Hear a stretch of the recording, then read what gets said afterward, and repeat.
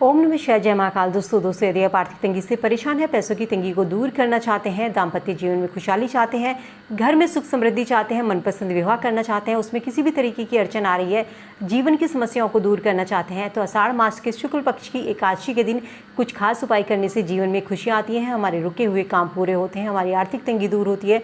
तो चलिए आज की इस वीडियो में जानते हैं आषाढ़ मास के शुक्ल पक्ष की एकादशी के दिन कौन से आप उपाय कर सकते हैं, ये उपाय कब करने हैं, किस तरीके से करने हैं, सब बताऊंगी। और आषाढ़ मास के शुक्ल पक्ष की एकादशी कब की रहेगी, शुभ मुहूर्त पूजा का क्या रहेगा, ये सब जानते हैं वीडियो में। और वीडियो शुरू करने से पहले आपसे मेरी एक रिक्वेस्ट है, वीडियो अगर पसंद आए और आपको लगे कि आपको कोई जानकारी मिली है, वीडियो को फ्रेंड फैमिली के साथ में लाइक शेयर करते चलिए। चैनल पर पहली बार मेरी आवाज़ सुन रहे हैं, सब्सक्राइब करके बेल आइकन जरूर प्रेस कर लें ताकि ऐसी ही और वीडियो आपको समय से मिल सके। तो चलिए जानते हैं आषाढ़ मास के शुक्ल पक्ष की एकादशी कब रहेगी और कौन कौन से आप उपाय कर सकते हैं। दोस्तों आषाढ़ मास के शुक्ल पक्ष की देवशयनी एकादशी, जिसे हरिशयनी एकादशी भी कहा जाता है, इस साल 29 जून की रहेगी। इस दिन भगवान विष्णु की पूजा करने से कई गुना फल की प्राप्ति होती है। इस दिन जगत के पालनहार भगवान विष्णु का निद्रा काल शुरू हो जाता है, यानी कि इसी दिन से चातुर्मास शुरू होता है। चातुर्मास शुरू होने के बाद जितने भी शुभ और मांगलिक कार्य होते हैं वो सब रुक जाते हैं और 4 माह की निद्रा के बाद कार्तिक मास में शुक्ल पक्ष की एकादशी को जब भगवान विष्णु योग निद्रा से उठते हैं, इसके बाद सभी मांगलिक कार्य शुरू होते हैं। इस बार चतुर्मास 4 माह की बजाय 5 महीने का रहेगा, क्योंकि इस बार अधिक मास है। तो देवशयनी एकादशी के दिन भगवान विष्णु की पूजा के अलावा आप कुछ खास उपाय कर सकते हैं, जिनको करने से आपके जीवन में खुशियाँ रहेंगी। तो चलिए कौन कौन से वो उपाय हैं। सबसे पहला उपाय जानते हैं, घर में सुख समृद्धि के लिए कौन सा उपाय कर सकते हैं। देवशयनी एकादशी के दिन भगवान विष्णु का पूजा करने के बाद दक्षिणावर्ती शंख से उनका जल अभिषेक करें।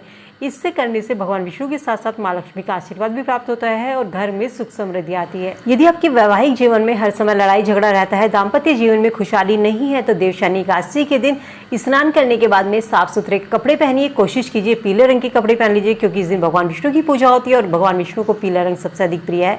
इसके बाद तुलसी के पौधे की पूजा करें। तुलसी से अपने अच्छे दाम्पत्य जीवन के लिए प्रार्थना करें, इससे आपके दाम्पत्य जीवन में मधुरता आएगी। लेकिन ध्यान रखें, एकादशी के दिन तुलसी में जल अर्पित नहीं करना है, क्योंकि इस दिन तुलसी भगवान विष्णु के लिए निर्जला एकादशी का व्रत रखती है, तो इस दिन का व्रत खंडित हो जाता है। आपको केवल पूजा करनी है, उसमें आपको दिया जलाना है।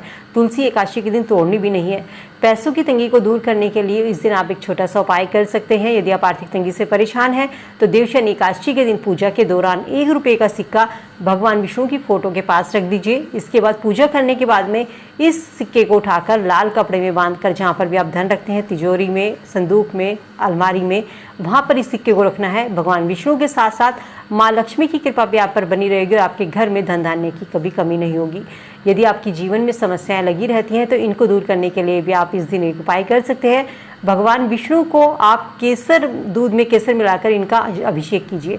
ऐसा करने से सभी पापों से मुक्ति मिलती है और जीवन की जितनी भी परेशानियां हैं वो दूर होती हैं। लेकिन ये उपाय आपको देवशयनी एकादशी के दिन करने हैं।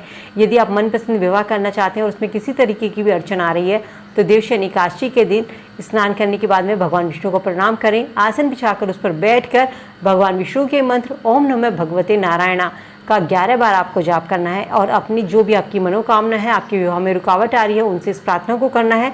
इसके बाद में आपके विवाह में जो भी रुकावटें आ रही हैं वो रुकावटें दूर होंगी और शीघ्र ही आपके विवाह की योग बनने लगेंगे। चलिए अब जानते हैं देवशयनी एकादशी शुभ मुहूर्त क्या रहेगा। आषाढ़ मास के शुक्ल पक्ष की एकादशी तिथि 29 जून की सुबह 3:18 से शुरू होगी और 30 जून को 2:42 तक रहेगी। तो उदय तिथि के हिसाब से एकादशी का व्रत जो है 29 जून को रखा जाएगा। व्रत का पारण 30 जून को किया जाएगा। व्रत का पारण 30 जून को स्नान दान के बाद कभी भी आप कर सकते हैं, लेकिन पारण का शुभ समय दोपहर 1:48 से लेकर शाम 4:36 तक का रहेगा। एकादशी के दिन चावल आपको नहीं खाने हैं, द्वादशी में आप चावल खा सकते हैं। एकादशी व्रत जो शुरू होता है वो एकादशी पूरा होने के बाद अगले दिन द्वादशी के दिन पारण जब आप करते हैं, तो सबसे पहले सुबह उठकर सूर्यदेव को एक लोटा जल अर्पित करने के बाद में किसी पंडित को, ब्राह्मण को, गरीब को दान कीजिए। इसके बाद में उनको भोजन कराइए। अपनी इच्छा अनुसार आप दान कर सकते हैं, सूखा अनाज दान कर सकते हैं, भोजन करा सकते हैं। इसके बाद में आप अपने व्रत को खोल सकते हैं।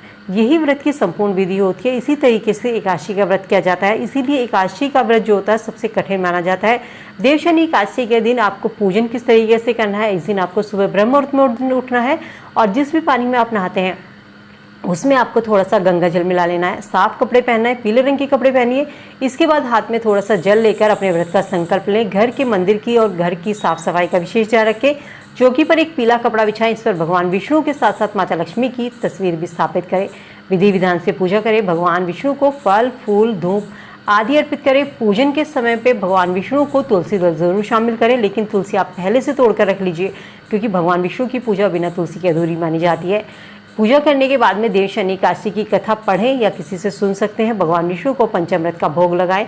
पंचामृत में तुलसी दल शामिल जरूर करें। एकादशी व्रत के सभी नियमों का पालन करें, ब्रह्मचर्य का पालन करें और अगले दिन स्नान और दान के बाद अपने व्रत का पालन करें।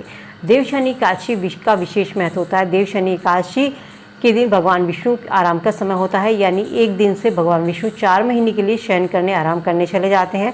इसीलिए इसे चतुर्मास कहा जाता है। इसी दिन से चतुर्मास शुरू होता है और अगले 4 महीने तक कोई भी शुभ कार्य नहीं किया जाता।